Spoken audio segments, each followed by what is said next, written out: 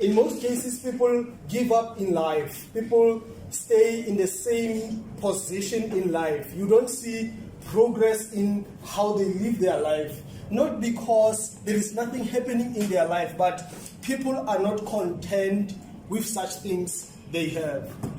I am in no means saying that we should just stay in the same position, but I am saying with what you have at this moment, be glad and be thankful to the Lord that the things that you have now, there are other people who don't have.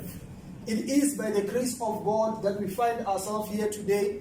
It is by the grace of God that you are counted among those that are here in this season. It is by the grace of God that you are alive and breathing today. You've got dreams, you've got goals to achieve.